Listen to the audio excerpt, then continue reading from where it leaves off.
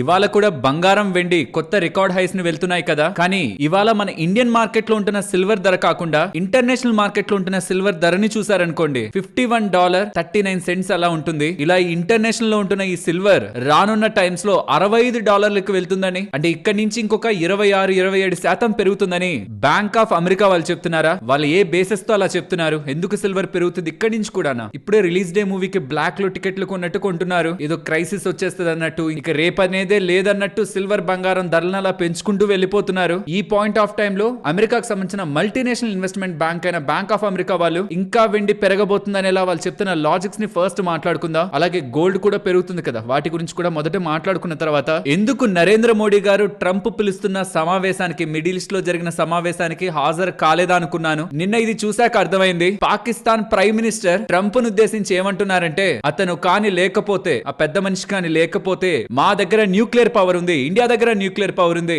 ఇరు దేశాలు యుద్ధానికి వెళ్ళుంటే పెద్ద విధ్వంసమే జరిగేది, ఆపింది ఆ పెద్ద మనిషే అని తను ట్రంప్ ని పొగడ్డం. అండ్ ట్రంప్ తర్వాత ఇండియా పాకిస్తాన్ కలిసిమెలిసి ఉండాలని నేను కోరుకుంటున్నాను, ఉంటారు కదా అని వెనక్కి తిరిగితే ఆ జరిగిన డ్రామా ఖచ్చితంగా మీరు చూడాలి. వీటి గురించి డిస్కస్ చేసుకుంటూ ఇవాళ మార్కెట్ ఒక ప్రైస్ యాక్టివిటీ చాలా అన్యూజువల్ ఉంటుంది. ఓపెనింగ్ నుంచి ఫాల్, తర్వాత రికవరీ, వాటి రిలేటెడ్ గా మార్కెట్ పరంగా ఉంటున్న ఇంపార్టెంట్ డేటా ఫ్యాక్టర్స్ ని తెలుసుకుంటూ కమింగ్ టైమ్స్ లో యుఎస్ ఫెడ్ కానివ్వండి, ఆర్బీఐకి సంబంధించిన MPC monetary policy committee meeting కానివ్వండి, ఇవన్నీ ఏ డేట్స్ లో ఉంటున్నాయి, వీటితో పాటు గమనించాల్సిన important event and market related డేటాని మాట్లాడుకుంటూ ఇవాల్టి మన మార్కెట్ అనాలిసిస్ ని ఎండ్ చేద్దాం. Hello friends, welcome to day trader Telugu. Good evening. First gold and silver గురించి మాట్లాడుకోవాలి. ఇవాళ ఇండియన్ ధరల్లో మీకు సిల్వర్ పెరిగినట్టు, ఎంసీఎక్స్ లో పెరిగినట్లు కనిపిస్తుంది. కానీ ఇంటర్నేషనల్ మార్కెట్ లో ఇవాళ వెండి పెరిగి, చాలా ఎక్కువగానే పెరిగి తర్వాత కూల్ ఆఫ్ అయిపోయింది. ఇవాళ సిల్వర్ మీకు ఎంసీఎక్స్ లో హైయెస్ట్ వెళ్ళింది 1,62,700కి. అక్కడి నుంచి మళ్ళీ సడన్ గా 1,54,111 రూపాయలకి ఫాల్ అయింది. ఒక హ్యూజ్ వోలటాలిటీ అనమాట. ఇవాళ స్టార్టింగ్ బాగా పెరిగి అక్కడి నుంచి హెవీగా కరెక్ట్ అయ్యి బిగ్ వోలటాలిటీని ఇవాళ మార్కెట్ లో చూపించింది. అండ్ ఇక్కడి నుంచి కూడా ప్రెసెంట్ ఉంటున్న $51.50 దగ్గర నుంచి కూడా సిల్వర్ ఇంకొక 26-27% పెరిగే అవకాశం ఉందని, హిస్టారిక్ గా ఎప్పుడూ లేనంతగా లండన్ లో షార్ట్ స్క్వీజ్ నెలకొందని హంట్ బ్రదర్స్ 1980లో ఉన్న సినారియో కంటే ఇప్పుడు ఉంటున్న సినారియో, సిల్వర్ రిలేటెడ్ గా ఉంటున్న సినారియో చాలా స్ట్రాంగ్ గా ఉందని, సిల్వర్ రిలేటెడ్ గా లీజింగ్ రేట్స్ లండన్ లో 39% కి దాటేశాయి. సిల్వర్ ని లీజ్ కి ఇస్తే వస్తున్న రేట్ కూడా 39% కుంటూ ఉండడం ఎంతలా సిల్వర్ ఒక షార్టేజ్ బయట నడుస్తుంది అనేది చూపిస్తుందని, ఇప్పుడు సిల్వర్ ని ఎయిర్ కార్గో ద్వారా, గోల్డ్ ని తెప్పించేవాళ్ళు ఎయిర్ కార్గోలో, కానీ ఇప్పుడు సిల్వర్ ని కూడా ఎయిర్ కార్గో ద్వారా న్యూయార్క్ నుంచి తెప్పించుకుంటున్నారని లండన్ కి. అండ్ సిల్వర్ కి సంబంధించిన లీడింగ్ గ్లోబల్ రిఫైనర్ అయిన ఆస్ట్రేలియాకి సంబంధించిన పెర్త్ మింట్ వాళ్ళు కూడా సిల్వర్ రిలేటెడ్ గా సేల్స్ ని హాల్ట్ చేస్తూ ఉండడం, కాయిన్స్ అండ్ బార్స్ ని కూడా సప్లై చేయడం ఆపేస్తూ ఉండడం షార్ప్ గా సిల్వర్ ఒక డిమాండ్ ని పెంచిందని, దీని కారణంగానే సిల్వర్ ఇలా పెరుగుతుందని అండ్ కమింగ్ టైమ్స్ లో కూడా ఇక్కడ నుంచి ఫర్దర్ గా పెరుగుతూ $65 per ounce కి వెళ్తుందని, అది ఎప్పటిలోపు ఇమీడియట్ గా కాదు, ఈ నెలలో నెక్స్ట్ నెలలో కాదు, $65 per ounce అనమాట. అలా చూస్తే ప్రెసెంట్ 51.5 దగ్గర ఉంది కదా, అక్కడి నుంచి $65 అంటే సుమారుగా 26-27% పెరుగుతుంది సిల్వర్ ఇక్కడి నుంచి కూడా అని వీళ్ళ అభిప్రాయం. ఇప్పుడు రియాలిటీని మాట్లాడుకుందాం. గోల్డ్ ఒక మార్కెట్ సైజ్ కంటే సిల్వర్ ఒక మార్కెట్ సైజ్ 1/9 ఉంటుంది. గోల్డ్ కంటే సిల్వర్ ఎక్కువ పెరుగుతుంది because gold silver ratio and industrial related గా డిమాండ్ పెరుగుతుండడం. 5 నెలల బ్యాక్ చేసిన వీడియోలో వాటి గురించి మాట్లాడుకున్నాం. గోల్డ్ కంటే కూడా ప్రెసెంట్ గోల్డ్ ఉన్న దానికంటే సిల్వర్ ఎందుకు ఎక్కువ పెరిగే అవకాశం ఉంది, రెండు పెరుగుతాయి, బట్ గోల్డ్ కంటే సిల్వర్ ఎందుకు ఎక్కువ పెరుగుతుంది అనేది మాట్లాడుకున్నాం. అట్ ద సేమ్ పాయింట్ వాటిలో ఉన్న రిస్క్ గురించి కూడా నేను మీకు ఎక్స్ప్లెయిన్ చేశాను. అండ్ ఇప్పుడు ఇంకొకసారి కూడా చెప్తున్నాను, మోస్ట్ వోలటైల్ మెటల్ గోల్డ్ తో పోలిస్తే silver because of its low market size and central bank support gold కే ఎక్కువ ఉంటుంది. అలా అని సిల్వర్ ని నా పోర్ట్ఫోలియోలో హోల్డ్ చేయట్లేదా అంటే, నేను కొన్నాను, హోల్డ్ చేస్తున్నాను, ఇంకా పెరిగిన తర్వాత కూడా నేను అమ్మను, అది నా పోర్ట్ఫోలియో లెవెల్ అలా ఉంచాలనుకున్నాను. కానీ షార్ట్ టర్మ్ లో ఉంటున్న యూఫోరియాని చూసి పెద్ద మొత్తంలో దాని మీద ఎక్స్పెక్టేషన్స్ పెట్టుకొని భారీగా డబ్బులు ఎవరైనా ఇన్వెస్ట్ చేస్తున్నారేమో, గతంలో పలుమార్లు సిల్వర్ రిలేటెడ్ గా భారీ వోలటాలిటీని ట్రేడర్స్ కానీ ఇన్వెస్టర్స్ కానీ చూశారు. ఈ రీసెంట్ టైమ్స్ లో ఉన్న ట్రెండ్స్ చూసే ఎంటర్ అవుతున్న వాళ్ళు వోలటాలిటీని కూడా మైండ్ లో పెట్టుకోవాలి. గోల్డ్ కుండే స్టెబిలిటీ వేరు, సిల్వర్ కుండే స్టెబిలిటీ వేరు. ఆ వోలటాలిటీని అర్థం చేసుకున్న వాళ్ళు సిల్వర్ లో పెట్టుబడికి వెళ్ళండి. కానీ వోలటాలిటీ ఉండదులే, జస్ట్ అలా పెరిగిపోతూ వెళ్తుంది అనుకున్న వాళ్ళు మాత్రం జస్ట్ ఇలా $65 వెళ్తుంది, ఇంకో 29% పెరుగుతుంది, ఇలా 26% పెరుగుతుంది అన్న మాటలు వెళ్లే వాళ్ళు మాత్రం ఐ విష్ మీరు అలాంటి వోలటాలిటీని, అలాంటి డ్రాడౌన్ ని ఫేస్ చేయకూడదని. బట్ సిల్వర్ హిస్టారికల్ గా చాలా వోలటైల్ గా మూవ్ అయిన metal compared with gold. Yes, central banks కూడా సిల్వర్ ని కొంటున్నాయని ఎలా మీకు అక్కడక్కడ డేటా పాయింట్స్ కనిపించుంటాయి. లైక్ రష్యా అని, సౌదీ అరేబియా అని సిల్వర్ ని కొంటారు అనేలా. కానీ వాళ్ళు నిజంగా స్ట్రాంగ్ గా యాడ్ చేస్తున్నారనే డేటా పాయింట్ మాత్రం అఫీషియల్ గా మనకు కనిపించట్లేదు గోల్డ్ కనిపించినట్టు. But gold scenario different. Central banks ఒక మద్దతు చాలా స్ట్రాంగ్ గా ఉంది గోల్డ్ కి. అండర్లైన్ గా కంక్లూజన్ ఇవ్వాలనుకుంటే చెప్పాలనుకుంటున్న పాయింట్. ఓన్లీ రిటర్న్స్ చూసే వాళ్ళు ఒక సెపరేట్ కేటగిరీ అనుకుంటే, రిస్క్ ని వోలటాలిటీని చూసి రిటర్న్స్ ని ఆలోచించే వాళ్ళు మాత్రం గోల్డ్ కుండే stability or comfort from the central bank silver కుండదని గుర్తుంచుకోండి. Silver completely industrial metal. ఈ రీసెంట్ టైమ్స్ లో ఇక్కడ మాట్లాడుకున్నాం కదా ఈ వీడియోలో, ఏ సెక్టార్ లో ఎలాంటి ట్రెండ్స్ జరుగుతున్నాయి, ఈ బ్యాటరీస్ పరంగా సిల్వర్ ఒక యూసేజ్ ఎలా పెరుగుతుంది, ఆ బ్యాటరీస్ వస్తే సిల్వర్ ఒక కన్సంప్షన్ ఎంత పెరుగుతుంది, కరెంట్ ఉంటున్న డెఫిసిట్ సిల్వర్ ని ఎలా మూవ్ చేస్తుంది, ఈ డేటా పాయింట్స్ ని ప్రకారం కమింగ్ టైమ్స్ లో ఇండస్ట్రియల్ నీడ్స్ ని బట్టి, ఆ ఫ్లో ని బట్టి, ప్రొడక్షన్ అండ్ డిమాండ్ మధ్యలో ఉంటున్న డెఫిసిట్ ని బట్టి సిల్వర్ మూవ్ అవుతుంది. ఈ లోపు సెంట్రల్ బ్యాంక్స్ నిజంగానే సిల్వర్ ని కొన్నాయంటే అది వేరే విషయం, కానీ సెంట్రల్ బ్యాంక్స్ ఒక సపోర్ట్ లేకపోతే మాత్రం గ్లోబల్ గా జరుగుతున్న యాక్టివిటీని బట్టి సిల్వర్ పెరగడం పడ్డం ఉంటుంది. కాబట్టి వన్స్ యూఫోరియా అంతా కూల్ అయిన తర్వాత దాన్ని సపోర్ట్ చేయడానికి సెంట్రల్ బ్యాంక్స్ నిలబడుకో. బట్ గోల్డ్ ఇది ఒక డిఫరెంట్ సినారియో. కాబట్టి వోలటాలిటీ విషయానికి వచ్చినప్పుడు పడాలన్నా పెరగాలన్నా, బట్ దాంతో కంపేర్ చేస్తే గోల్డ్ తక్కువ ఉంటుంది వోలటాలిటీ పరంగా అనేది గుర్తుంచుకోవాలి. బట్ యాజ్ ఎ డిస్క్లోజర్, నేను బంగారం రిలేటెడ్ గాను సోవరెన్ గోల్డ్ బాండ్స్ ఉన్నాయి, ఈటీఎఫ్ లు ఉంటాయి, సిల్వర్ రిలేటెడ్ గాను ఈటీఎఫ్ లు ఉంటాయి, పోర్ట్ఫోలియో లెవెల్లో మెయింటైన్ చేస్తున్నాను. వాటి రిస్క్ ని, వాటి వోలటాలిటీని అర్థం చేసుకొని ఇక్కడ నుంచి చాలా టైం బిఫోర్ నుంచి ఈవెన్ నా రిలేటెడ్ గా నా వ్యూ ని గోల్డ్ అండ్ సిల్వర్ పరంగా కూడా టైం టు టైం వీడియోస్ రూపంలో కూడా మీకు షేర్ చేశాను. Hope gold and silver related గా పెట్టుబడి చేయాలనుకుంటున్న వాళ్ళకి ఇప్పుడు మాట్లాడుకున్న డేటా యూస్ఫుల్ గా ఉంటుందని. అండ్ వచ్చే మేజర్ క్వశ్చన్ అంతా ఇక్కడ నుంచి కూడా బంగారం ఇంకా పెరుగుతుందా, ఇక్కడ నుంచి కూడా వెండి ఇంకా పెరుగుతుందా అని కదా. దానికి ఉంటున్న కండిషన్స్ ఒకసారి మాట్లాడుకుందాం, ప్రెసెంట్ ఉన్న ఎన్విరాన్మెంట్ ని మాట్లాడుకుందాం. రేట్ కట్స్ అక్టోబర్ 29th మనకి నైట్ మనం నిద్రపోతున్న టైంలో 11:45 12 అరౌండ్ మనకి ఫెడ్ వాళ్ళు రేట్ కట్ అనౌన్స్ చేస్తారనేలా మార్కెట్ లో ఎక్స్పెక్టేషన్స్ ఉన్నాయి. 25 బేసిస్ పాయింట్స్ 50 బేసిస్ పాయింట్స్ అలా ఎంత ఎక్కువ రేట్ కట్ ఇస్తున్నారనే దాన్ని బట్టి గోల్డ్ అంత పెరిగే అవకాశం ఉంటుంది. సిల్వర్ కూడా ఒకవేళ ఇవ్వట్లేదు అని అప్డేట్ వచ్చింది అనుకోండి, వాళ్ళు ముందుగానే హింట్ ఇచ్చినా ఇవ్వకపోతున్నా గోల్డ్ అండ్ సిల్వర్ పరంగా అది మంచిది కాదు. అది 29వ తేదీ రాత్రి మనకి క్లారిటీ వస్తుంది. అండ్ ఆర్బీఐ రిలేటెడ్ గా December 5th మనకి రేట్ కట్ ఒక అనౌన్స్మెంట్ ఉంటుంది. ఖచ్చితంగా ఈసారి రేట్ కట్ ఉంటుంది ఆర్బీఐ వాళ్ళ దగ్గర నుంచి. కానీ ఆ రేట్ కట్ కారణంగా గోల్డ్ అండ్ సిల్వర్లు పెరిగిపోవడం పడిపోవడమే ఉండదు, రూపీ మీద ఇంపాక్ట్ ఉంటుంది. సో దట్ ఇండైరెక్ట్ గా గోల్డ్ అండ్ సిల్వర్, ఇండియాలో ట్రేడ్ అవుతున్న గోల్డ్ అండ్ సిల్వర్ ధరలు ఇంపాక్ట్ అయ్యే అవకాశం ఉంటుంది. And US government shut down కూడా కొనసాగుతూ ఉంది కదా, అది ఎప్పుడు క్లియర్ అవుతుందన్న ఒక అన్సర్టనిటీ కూడా గోల్డ్ అండ్ సిల్వర్ ధరలు పెరగడానికి ప్రధానమైన కారణం. ఇవన్నీ లేటెస్ట్ అనమాట. 2022 నుంచి కూడా ఎప్పుడు మోస్ట్లీ గోల్డ్ గురించి మాట్లాడుకున్నా మనం మాట్లాడుకున్న ఒకే ఒక్క పేరు,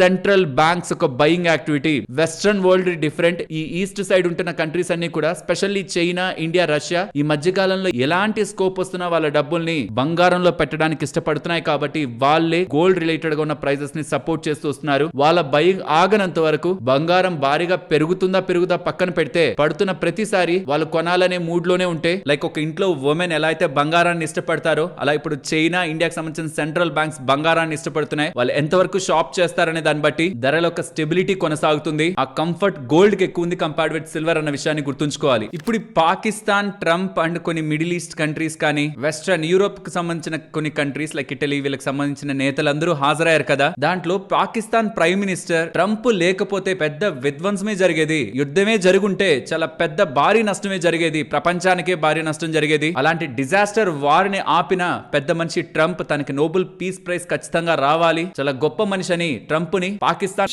సో ఇది జస్ట్ నేను మాట్లాడడానికి లేకపోతే కంటెంట్ కోసం నేను ఇది యాడ్ చేయట్లేదు. ఇక్కడ క్లియర్ గా యుఎస్ ని ప్రసన్నం చేసుకునే ప్రయత్నం, అమెరికా వాళ్ళు ఏం చెప్తే మేము అది వింటాం, స్పెషల్లీ ట్రంప్ ఏది చెప్తే నేను అది వింటాను, ట్రంప్ చాలా గొప్ప మనిషి అని పదే పదే పొగిడే ప్రయత్నం పాకిస్తాన్ ప్రైమ్ మినిస్టర్ చేయాలని ప్రయత్నిస్తూ ఉండడం. ఇంత క్లోజ్ గా పాకిస్తాన్ యుఎస్ కి దగ్గర జరగడం అనేది గత ప్రభుత్వాలు ఎప్పుడు కూడా యుఎస్ కి సంబంధించి ఉంటున్నప్పుడు కూడా ఈ లెవెల్ ఆఫ్ స్టేజ్ వాళ్ళకి ఇచ్చిన ప్రభుత్వం యుఎస్ లో మీకు అంత ఈజీగా కనిపించదు. సో ఈ ట్రంప్ టెన్యూర్ ఉన్నంత వరకు కూడా ఇండియా పరంగా తన నుంచి స్ట్రాంగ్ పాజిటివ్ నేచర్ అయితే ఎక్స్పెక్ట్ చేయడానికి లేదు. Because of this double standards అనేది మనం అర్థం చేసుకోవాలి. ఒకసారి ప్రైమ్ మినిస్టర్ నరేంద్ర మోడీ గారు గ్రేట్ అంటారు, ఇంకొక పక్క పాకిస్తాన్ రిలేటెడ్ గా పాజిటివ్ గా మాట్లాడుతూ రెండింటిని ఈక్వల్ చేసే ప్రయత్నం. ఇన్ఫాక్ట్ ఒక పాయింట్ లో పాకిస్తానే ఇండియాకి ఆయిల్ అమ్ముతుందని చెప్పే ప్రయత్నం కూడా ట్రంప్ చేస్తూ ఉండడం. ఇండియా యుఎస్ రిలేటెడ్ గా ట్రంప్ ఉన్నంత వరకు రిలేషన్స్ స్ట్రాంగ్ అయ్యే అవకాశం తక్కువగానే మనకు కనిపిస్తుంది. అండ్ గ్లోబల్ మార్కెట్స్ ని అబ్జర్వ్ చేస్తే నిన్న క్లోజింగ్ యుఎస్ ది బానే జరిగింది, కానీ ఇవాళ ఉంటున్న యుఎస్ ఫ్యూచర్స్ రెడ్ లో ఉన్నాయి, ఏషియన్ మార్కెట్స్ రెడ్ లో ఉన్నాయి, యూరోపియన్ మార్కెట్స్ కూడా రెడ్ లో ఉన్నాయి. సో ఓవరాల్ మార్కెట్స్ అంతా కూడా స్ట్రాంగ్ రెడ్ జోన్ లోనే ఇవాళ ఉన్నాయి. సో ఏదైతే ఇవాళ మన మార్కెట్ లో మీకు పానిక్నెస్ కనిపించిందో అది గ్లోబల్ సినారియో. జపాన్ కి సంబంధించిన మార్కెట్ ఏకంగా 3% దగ్గరగా పడింది. మండే యాక్చువల్లీ హాలిడే లో ఉంది, ట్యూస్డే ఓపెన్ అయింది, డైరెక్ట్ ఓపెనింగ్ నుంచి స్ట్రాంగ్ సెల్ ఆఫ్ 3% దగ్గరగా ఫాల్ మనకి కనిపించింది. బట్ అవన్నీ పెరిగా ఈ రీసెంట్ టైమ్స్ లో ఇండియా పెద్ద పెరగలేదు. కాబట్టి ఇండియా ఈవెన్ ఇవాళ స్టార్టింగ్ లో పడ్డా కొంత రికవరీ మనకి మార్కెట్స్ లో కనిపించింది. బట్ ప్రాబ్లం ఏంటంటే స్మాల్ క్యాప్స్, మిడ్ క్యాప్స్ ఇవాళ ఎక్కువ పడ్డాయి compared with large cap. Small and mid caps లో ఎక్కువ మనకి ఫాల్ ఉంది. అండ్ ఎఫ్ఐఎస్ ఒక యాక్టివిటీని మీరు అబ్జర్వ్ చేస్తే రీసెంట్ టైమ్స్ లో 4 days కన్సిక్యూటివ్ గా బయర్స్ వచ్చిన వాళ్ళు కాస్త సెల్లర్స్ గా మారారు, కానీ చాలా తక్కువ తక్కువ పోర్షన్ అనమాట. అది కంగారు పడే పోర్షన్ అయితే కాదు. ఇవాళ ఎలా ఉంటున్నారు అండ్ కమింగ్ టైమ్స్ లో ఎలా ఉంటున్నారు అనేది ట్రాక్ చేస్తే మనకి దీని పరంగా ఒక క్లారిటీ ఉంటుంది. Very low number and still 93% net shorts వాళ్ళు క్యారీ చేస్తున్నారు మన ఇండెక్స్ కి సంబంధించిన ఫ్యూచర్స్ పరంగా. ఎస్, మార్కెట్ ఇవాళ వెరీ ఇంపార్టెంట్ లెవెల్స్ అబోవ్ వరకు వెళ్ళి 25,250 మార్క్ అబోవ్ దగ్గరికి వెళ్ళి రెసిస్టెన్స్ జోన్ ని క్రాస్ చేసినట్టే చేసి అక్కడి నుంచి బాగా పడిపోయింది కదా. బట్ ఇవాళ 25,000 మార్క్ కిందకి వెళ్ళి క్లోజ్ అవ్వకపోతుండడం ఒక చిన్న రిలీఫ్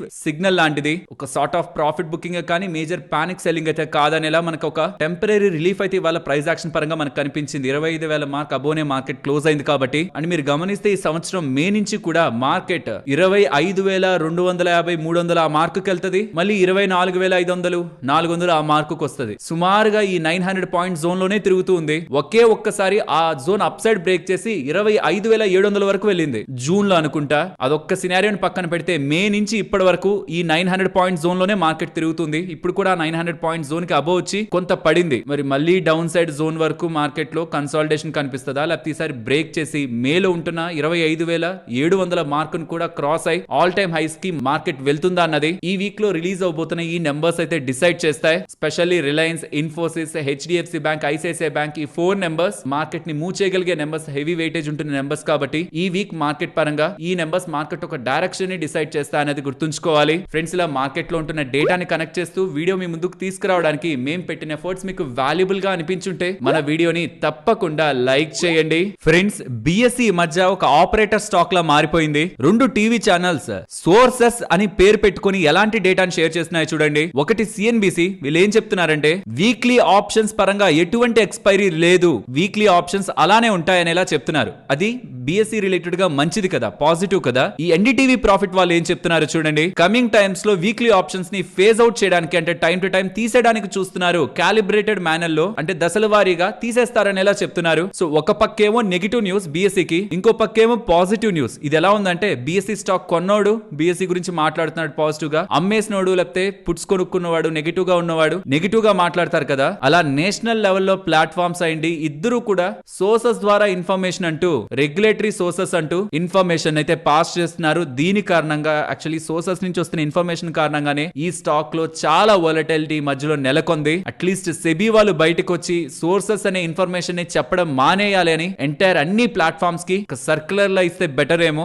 ఇలాంటి డేటా వస్తున్నప్పుడు ఎవరైతే దీనికి క్లారిటీ ఇవ్వగలరో వాళ్ళైనా బయటకు వచ్చి దీనికి క్లారిఫికేషన్ ఇవ్వాలనే ఒక డెసిషన్ అయినా సెబీ తీసుకుంటే బాగుంటుంది. ఆల్రెడీ రూమర్స్ పరంగా ఇది జరుగుతుంది, బట్ సెబీ రిలేటెడ్ గానే సోర్సెస్ ద్వారా ఇన్ఫర్మేషన్ అనే వాటికి మాత్రం ఎటువంటి రూల్ కూడా మనకి లేదు. నెక్స్ట్ ఎస్జీ ఫిన్సర్వ్ గురించి మాట్లాడుకోవాలి. ఈ కంపెనీకి సంబంధించిన CEO, CFO, COO and company secretary అందరూ కూడా రిజైన్ చేశారు. వీళ్ళ ప్లేసుల్లోకి కొత్త వాళ్ళు వచ్చారనేలా మనకి డేటా అయితే సర్క్యులేట్ అయింది. మేనేజ్మెంట్ లో ఇంతమంది పొజిషన్స్ ఒకేసారి రిజైన్ కి వెళ్తూ ఉండడం కొంత సర్ప్రైజింగ్ గానే ఉంది కదా. సో ఇది 2 రీజన్స్ వల్ల ఉండాలి. ఒకటి, సంథింగ్ ఇంటర్నల్ గా ఉంటున్న గవర్నెన్స్ స్ట్రాంగ్ గా లేకపోతూ ఉండడం, కొత్త మేనేజ్మెంట్ ని మొత్తం మార్చాలన్న డెసిషన్ అయినా ఉండాలి, ఆర్ స్ట్రక్చరల్ గా ప్లాన్డ్ రీసెట్ అయినా ఉండాలి. ఫ్రెష్ లీడర్షిప్ తో ఇంకా స్ట్రాంగ్ గ్రోత్ కి కంపెనీ వెళ్లాలనే ఆలోచనతో అయినా ఉండాలి. బట్ యూజువల్లీ మనకి ఇంతమంది రిజైన్ చేస్తున్నారనగానే నెగిటివ్ ఉంటుంది. బట్ స్టాక్ ఇవాళ సర్ప్రైజింగ్లీ నెగిటివ్ గా రియాక్ట్ అవ్వలేదు. ఎందుకంటే ఇక్కడ సిఇఓ సౌరభ్ గారు వెళ్ళిపోతున్నారు కదా, తన ప్లేస్ లో వస్తున్నది వినయ్ గుప్తా. తన APL Apollo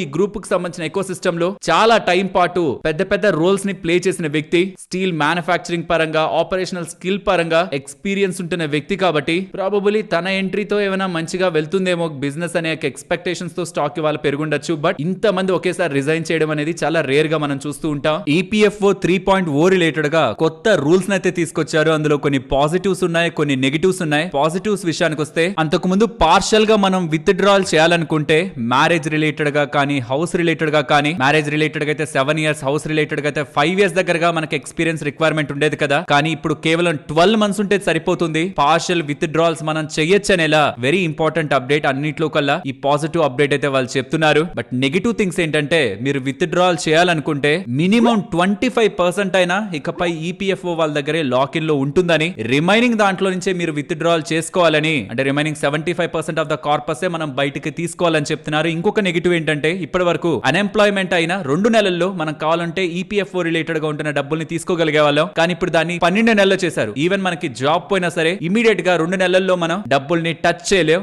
even pension with డ్రాల్ పరంగా కూడా గతంలో 2 నెలలు ఉండేది, తర్వాత మనం విత్ డ్రాల్ చేసుకోగలిగే వాళ్ళం. బట్ ఇప్పుడు అది 36 నెలలకు చేశారు, సుమారుగా 3 సంవత్సరాలు చేశారు. బట్ అన్ఎంప్లాయ్మెంట్ పరంగా మాత్రం 2 నెలల అన్ఎంప్లాయిడ్ గా ఉంటున్న వ్యక్తి ఈపీఎఫ్ఓ లో ఉంటున్న డబ్బులతో సర్వైవ్ అవ్వడానికి స్కోప్ ఉండేది. కానీ ఇప్పుడు తను 12 మంత్స్ ఆగాలి. దీని వెనక లాజిక్ ఏంటో అర్థం కావట్లేదు. అండ్ 25% మాత్రం మీరు ఎప్పటికీ టచ్ చేయలేరు. ఆ డబ్బుల్ని పిఎఫ్ బ్యాలెన్స్ లోనే ఉంటుంది. మాక్సిమం 75% వరకే విత్డ్రాల్ చేయాలంటున్నారు. అండ్ విత్డ్రాల్ ప్రావిజన్స్ కూడా అంతకు ముందు 13 కేటగిరీస్ లో ఉండేవి. బట్ ఇప్పుడు అది 3 కేటగిరీస్ తీసుకొచ్చారు. Essential needs, housing needs, special circumstances అని తీసుకొచ్చారు. ఎనివే పాజిటివ్స్ ఉన్నాయి, నెగిటివ్స్ ఉన్నాయి. బట్ నెగిటివ్స్ లో నాకు అన్ఎంప్లాయ్మెంట్ ది 2 నెలలది 12 నెలలకి పెంచుతూ ఉండడం, డబ్బులు టచ్ చేయాలంటే ఇది నాకు సరైనది కాదని అనిపిస్తుంది. మీ అభిప్రాయాలు ఏంటో కామెంట్ సెక్షన్ లో చెప్పండి. అండ్ ఇలా కొత్తగా వచ్చిన రూల్స్ మీకు ఎలా అనిపిస్తున్నాయి అనేది కూడా వీలైతే షేర్ చేయండి. ఫ్రెండ్స్, ఇప్పుడు షేర్ చేసిన డేటా మీకు వాల్యుబుల్ గా అనిపించిందా? అనిపిస్తే మన వీడియోని లైక్ చేస్తూ పెడుతున్న ఎఫర్ట్స్ ని ఎంకరేజ్ చేయండి.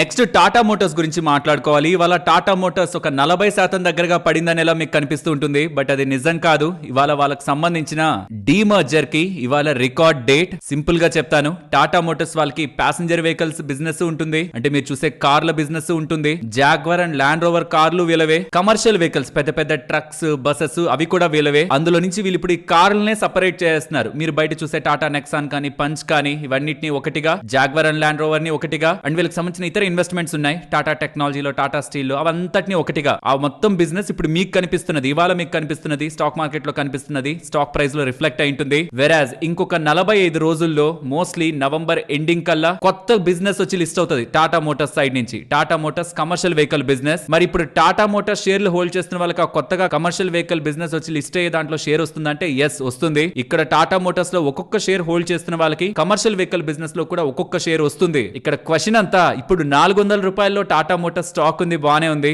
వచ్చి లిస్ట్ అయ్యేది ఎంతలో లిస్ట్ అవుతుందని కదా. జేపీ మోర్గన్ వాళ్ళ వ్యూ ప్రకారం కమర్షియల్ వెహికల్స్ 300 రూపాయల్లో వాళ్ళు ఎక్స్పెక్ట్ చేస్తున్నారు. 306 రూపీస్ పర్ షేర్ వాళ్ళు ఎక్స్పెక్ట్ చేస్తున్నారు కమర్షియల్ వెహికల్ బిజినెస్ కి. నోమురా వాళ్ళైతే 280 రూపీస్ దగ్గరగా పర్ షేర్ ఎక్స్పెక్ట్ చేస్తున్నారు. సో నోమురా వాళ్ళేమో 280, జేపీ మోర్గన్ వాళ్ళేమో 306. సో ఎటు చూసినా కరెంట్ ఉంటున్న దానికంటే ఇప్పుడు వచ్చేది లిస్ట్ అయ్యేది కానీ ఆ ధరల్లో కానీ లిస్ట్ అయితే టాటా మోటార్స్ షేర్ హోల్డర్స్ కి అది వాల్యూ అనే అనుకోవాలి. హోప్ మీకు టాటా మోటార్స్ పరంగా క్లారిటీ వచ్చిందని. సో ఇవాళ మీకు ఏదైతే 40% దగ్గరగా పడింది అని కనిపిస్తూ ఉంటుందో దాన్ని కంప్లీట్ గా ఇగ్నోర్ చేయండి. ఇంకొక 300 రూపాయల స్టాక్ మీకు నెక్స్ట్ 45 రోజుల్లో అలా మీకు మీరు ఎన్ని షేర్లు అయితే టాటా మోటార్స్ ని హోల్డ్ చేస్తున్నారో అన్ని షేర్లు ఆ కమర్షియల్ వెహికల్ వచ్చి మీకు యాడ్ అవుతుంది. యాక్చువల్లీ ప్రెసెంట్ ఈ ప్యాసింజర్ వెహికల్స్ రిలేటెడ్ గా 400లో లిస్ట్ అవుతుందని అయితే ఎవరు అనుకోలేదు. 350, 60 ఆ రేంజ్ లోనే అనుకున్నారు ప్యాసింజర్ వెహికల్స్ ని ప్రెసెంట్ ఉంటున్న స్టాక్ ప్రైస్ ప్రకారం వాల్యుయేషన్ లో. కానీ బెటర్ గానీ ఇవాళ హోల్డ్ అయింది 400 రూపాయల దగ్గర. బట్ వచ్చే బిజినెస్ కి మాత్రం మంచి హైయర్ వాల్యుయేషన్ ఇచ్చారు. 300 రూపాయల పర్ స్టాక్ దగ్గరగా ఉంటుందని. లెట్స్ సీ అది ఎంత వాల్యుయేషన్ లో వచ్చి లిస్ట్ అవుతుందని. అది కూడా 300 దగ్గర వచ్చి లిస్ట్ అయిందంటే నిన్న క్లోజింగ్ ప్రైస్ నుంచి చూస్తే 660 దగ్గర కదా నిన్న క్లోజ్ అయింది. అలా చూస్తే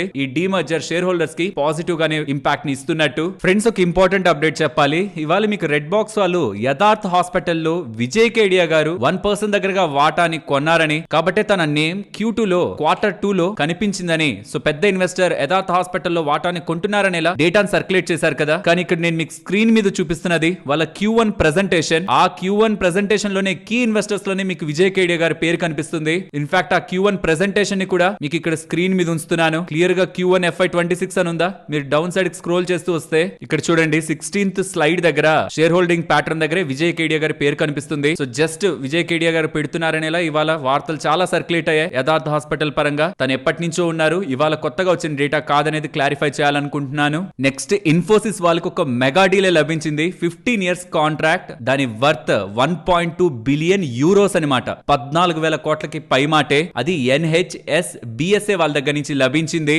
public body health and social care related గా ఇంగ్లాండ్ అండ్ వేల్స్ లో వాళ్ళ ఆపరేషన్ చేస్తుంటారు. ఈ NHS బిజినెస్ సర్వీస్ అథారిటీ వాళ్ళు.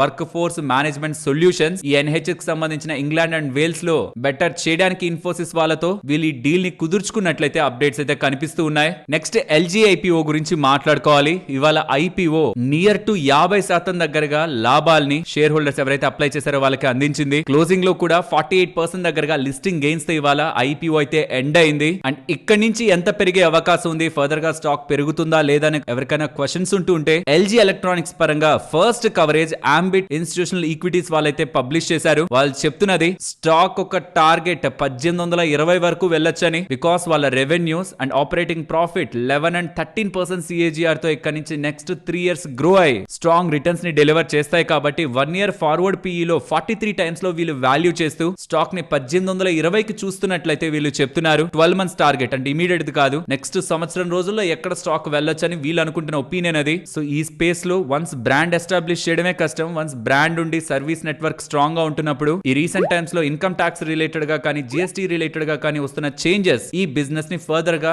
సపోర్ట్ చేస్తాయి. కాబట్టి ప్రాబబుల్లీ వాళ్ళు ఈ గ్రోత్ ఎస్టిమేట్స్ ని తీసుకున్నారు. అండ్ ఈవెన్ ఎల్జీ వాళ్ళు ఇవాళ 544 కు ఒక ఇంపార్టెంట్ అప్డేట్ ని కూడా చేశారు. కమింగ్ టైమ్స్ లో కేవలం ఇండియా కోసమే ఎల్జీ ఎసెన్షియల్ సిరీస్ ని ఒక కొత్త లైన్ ఆఫ్ హోమ్ అప్లయన్సెస్ ని ఇండియాకి తీసుకురాబోతున్నారని. 4 కీ అప్లయన్సెస్ ఉంటాయంట ఇండియన్ హౌస్ హోల్డ్స్ ని ఉద్దేశించి. Double door refrigerator, fully automatic top load washing machine, room air conditioner, convertible oven, ఇలా కేవలం ఇండియాను ఉద్దేశించే కొత్త వాటిని కమింగ్ టైమ్స్ లో ఇండియాలో ఇంట్రడ్యూస్ చేయబోతున్నారని. వాటి ధరలు 18,000 నుంచి స్టార్ట్ అవుతాయంటున్నారు. బట్ అది ఎంట్రీ ప్రైజే. ప్రొడక్ట్ ని బట్టి ఆ ప్రైస్ అనేది డెఫినెట్లీ హైయర్ గానే ఉంటుంది. వీటిని వీళ్ళు కమింగ్ టైమ్స్ లో మార్కెట్ లోకి తీసుకురాబోతున్నట్లు చెప్తున్నారు. ఐపీఓ అలా వచ్చిందో లేదో ఒక ఇంట్రెస్టింగ్ అప్డేట్ ఎల్జీ వాళ్ళు కూడా చేశారు. ఇది మార్కెట్ క్లోజ్ అయ్యాక వచ్చిన అప్డేట్. నెక్స్ట్ ఆంధ్రప్రదేశ్ లోని విశాఖపట్నంలో గూగుల్ వాళ్ళు $15 బిలియన్ ఖర్చు పెట్టి gigawatt scale AI data center ని ఇండియాలో స్పెషల్లీ విశాఖపట్నంలో ఎస్టాబ్లిష్ చేయబోతున్నారని. Largest AI and data hub outside the India ఇప్పుడు ఇండియాలో విశాఖపట్నంలోనే నెలకొల్పబోతున్నారని